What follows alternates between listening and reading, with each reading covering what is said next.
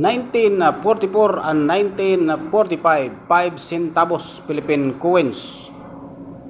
The high mintage suggests that many specimens were created reflecting its role as a wartime coin designed for circulation. However, the survival rate is influenced by the passage of time and historical collectibles entries, potentially reducing the numbers of high-grade examples available today. Market demands and value analysis. Demand for the Philippine 5 centavos from 1944 and 1945 often stems from its World War II relevance and its use in the transition to independence. The coin value significantly depends on its conditions, with high premium for version the excellent condition. Example, ME60 or Viter, collector's value coins with historical wartime backgrounds impacting their collectability. Current market conditions and collector interest continue to sustain a moderate demand for this particular coin. Denomination 5 centavos, thickness 2.4 mm, age smooth. Diameter 19.0 mm, weight 4.92 grams.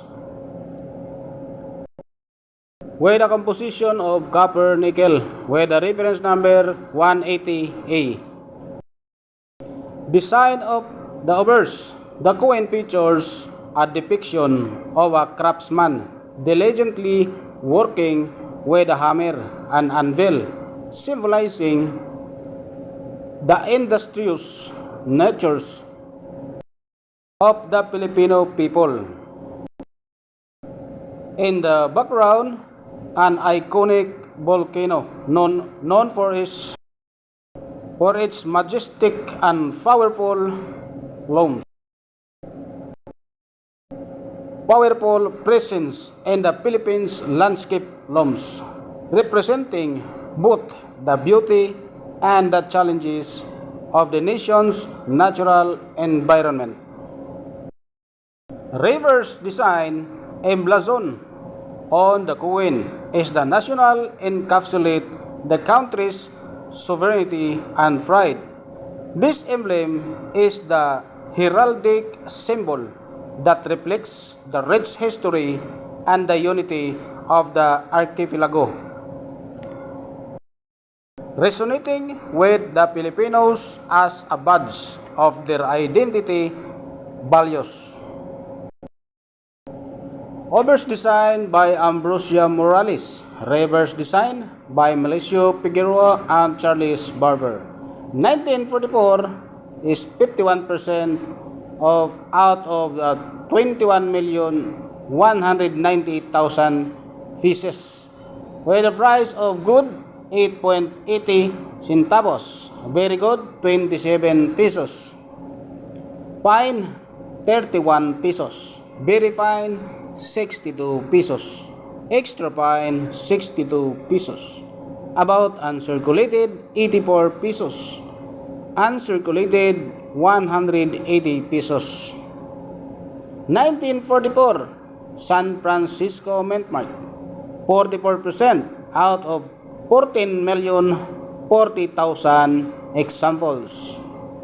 Good 14 pesos, very good 14 pesos, fine 23 pesos, very fine 48 pesos, extra fine 59 pesos, about uncirculated 160 pesos, uncirculated 230 pesos.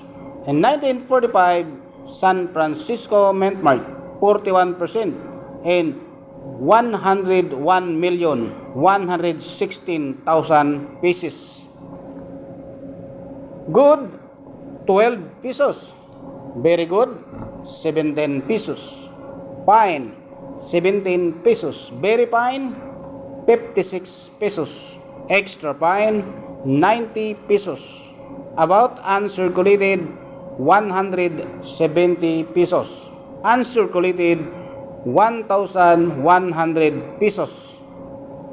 Auction record in 1944 is mint mark on April 17, 2025. Uncirculated condition, graded from PCGS MS64, sold for 2,158 pesos .65 centavos, sold at the Heritage Auctions, Worlds and Ancient Coins. Auction records of 1945 is mint mark on May 8, 2024. Uncirculated condition, graded from PCGS MA67, sold for 332,099 centavos.